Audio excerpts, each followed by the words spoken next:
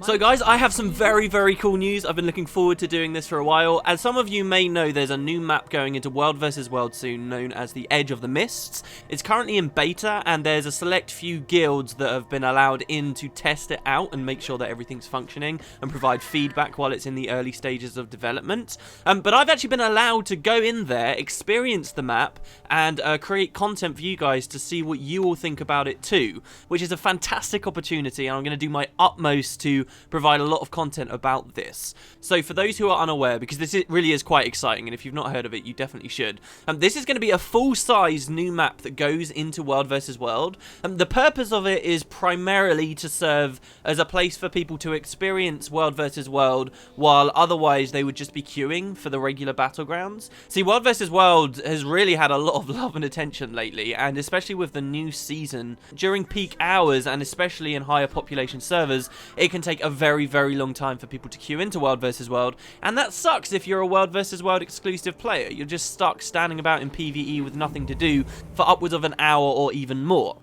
So this new map means that while you would be queuing for the real fights going on down below, you can instead participate in the Edge of the Mist, which is this huge map that is supposed to take place above the Eternal Battleground on giant floating islands. It's like the first big map that the devs have actually made for Guild Wars 2 since, if you think about it, South Sun, and it really shows. The place looks phenomenal, and I'm going to be doing a video, a very atmospheric video, shortly, where I walk about and give you guys a bit of a tour of what everything looks like. It looks fantastic, but I'll get to that in a second.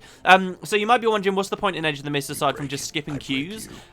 Basically, the Edge of the Mist won't affect World vs. World score, so you can't just skip the queues and then start winning in the Edge of the Mists for your server. It doesn't affect the main score, and that might make it seem redundant, but you can still go there to experience the general World vs. World combat, but also you will still be able to push personal progress in terms of your achievements and like working on the season meta and so forth. It means that you're always able to play, and also it's actually an advantage that it doesn't directly affect the competition that goes on below, because now it serves as a really great place where lots of players can test out interesting concepts that the devs have for World vs. World without it completely breaking the competition, right? There was a bit of controversy with the Bloodlust buff that they added recently, because there was no way for ArenaNet to mass test it, like, internally. It was one of those things they just had to put in the game and hope that it wasn't completely broken. And I would maintain that it wasn't completely broken, but it's not an ideal situation. Well, with the Edge of the Mists, the devs can go crazy with interesting mechanics and weird concepts,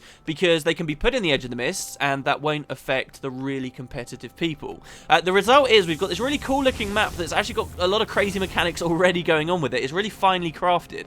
A couple of small examples, this is definitely not all of them, but one that really stood out to me is that the setting is on these giant sky islands, and you can actually build your own bridges from island to island, opening up other routes, places that you can take your Zerg through, and even then, enemies can destroy the bridges that you build.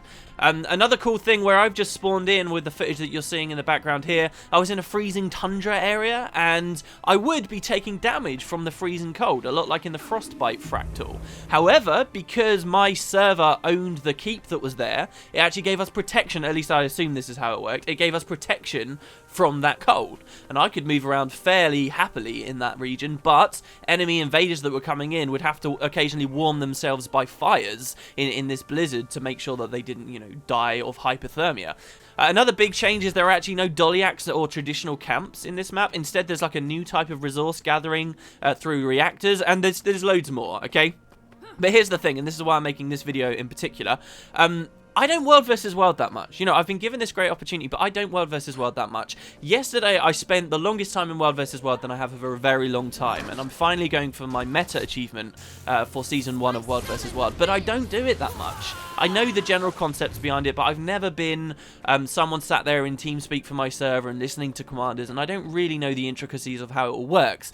That said, I might not have the best perspective for the Edge of the Mist either. So I want you guys to tell me especially what you want to see. What are the really important parts of the Edge of the Mist? What are the really cool mechanics, the things that we could eventually see implemented into real world versus world? What's the stuff that gets you really excited, especially as a world versus world player? I think this map will bring a lot of new people into world versus world that were never interested in it before, but I want to be able to offer something to people that know more about world versus world than I do. So I will be reading every single of my comments, as I always do. This is your opportunity, guys, to, through me, see whatever you want in the Edge of the Mists nice and early. And leave feedback too. So yeah, this is hopefully going to be fantastic. I will definitely be doing a video overview of all the mechanics I can find and the generally interesting areas you can see and things to do in the Edge of the Mists. I'll be doing a video, a very scenic video, because it really is such a beautiful map where there's going to be very little to no commentary at all, and we just get to take in the sights and the sounds.